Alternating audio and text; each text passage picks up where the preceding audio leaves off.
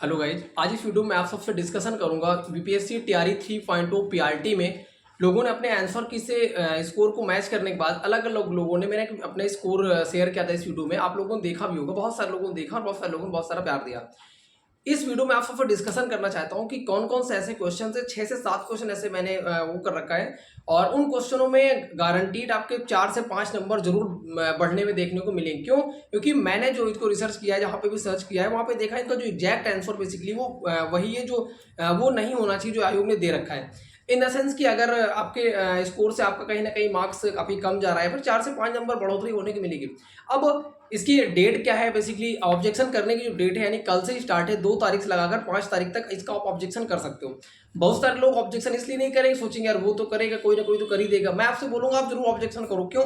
क्योंकि जब 1 से 2 नंबर सिलेक्शन नहीं होता है ना तो बहुत दुख होता है और एक एक नंबर बहुत मायने रखता है। अगर कटाप 75 जाती है, आपका स्कोर 78, तो आपको नहीं फर्क पड़ेगा। अगर कटाप 75 जाती है, आपका स्कोर 74, तो आपको फर्क पड़ता है कि एक नंबर सिलेक्शन नहीं होगा। तो इन चीजों को जरूर करो। और कौन कौन से ऐसे क्वेश्चन है मैं आपको डिस्कशन करूँ उससे पहले आपको बता दूं कि बहुत सारे लोगों ने काफी पॉजिटिव कमेंट किया पिछली वीडियो में। 1-2 लोगों ने ऐसा कमेंट किया कि ऐसे हवा हवाई बता रहा है, इसका स्कोर तो नहीं होगा। मैं भाई इतना बस बोलूंगा, एक लाइन में पूरी बात समाप्त करूंगा आपको।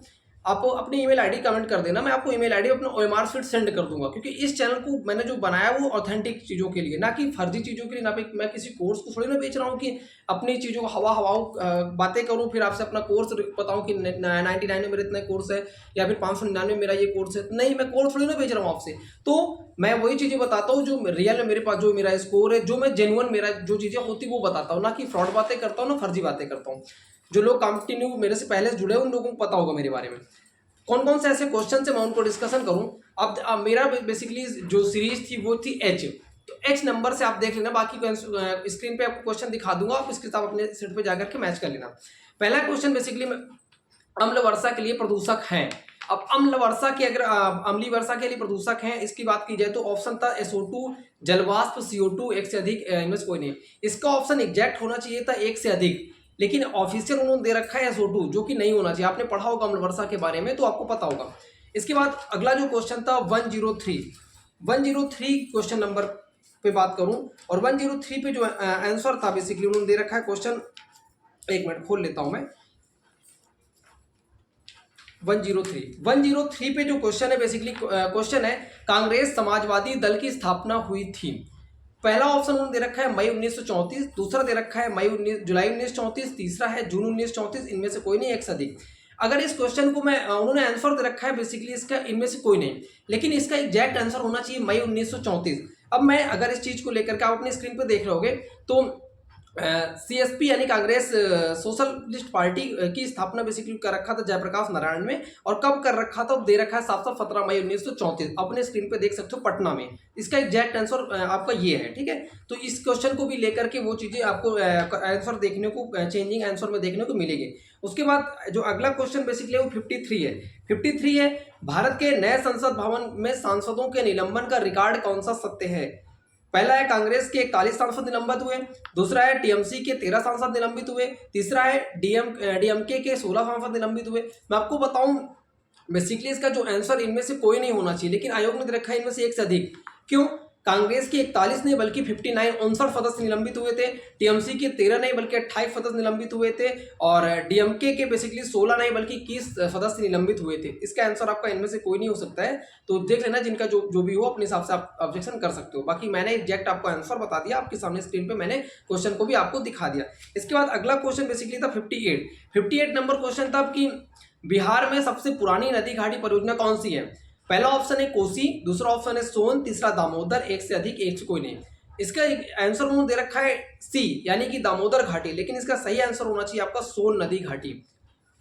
अगला क्वेश्चन की बात करो तो 38 नंबर है, आपने वेबसाइट पे देख लेना कि आप में कौन सा नंबर है।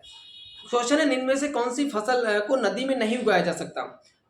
मखाना, कमल, सिंघाड़ा, इनमें से कोई नहीं और एक से अधिक। इसका एक आंसर दे रखा है यूपीएससी ने डी, एक से अधिक, लेकिन इसका आंसर होना चाहिए एक इनमें से कोई नहीं, 38 का ई होना चाहिए।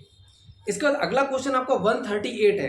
138 की बात की है तो 138 में बेसिकली इन्होंने क्वेश्चन नंबर है आपका, और इसका क्वेश्चन है 138 का कि निम्नलिखित में से 3 मई 2023 से मणिपुर में जाति हिंसा का महत्वपूर्ण कारण क्या था? पहला ऑप्शन था मैतेई समुदाय को जनजाति का दर्जा देना, दूसरा था मैतेई समुदायों के पास संसाधनों की कमी होना, कुकी, अगला ऑप्शन है कुकी समुदाय में आधारित आरक्षित नौकरियों में मैतेई समुदाय को हिस्सा दिया जाना, और नेक्स्ट इनमें से कोई नहीं एक से अधिक। आंसर दे रखा उन्होंने डी एक से अधिक, लेकिन इसका सही आंसर होना चाहिए ऑप्शन नंबर ए, यानी मैतेई समुदाय जब समुदाय को जनजाति का दर्जा देना।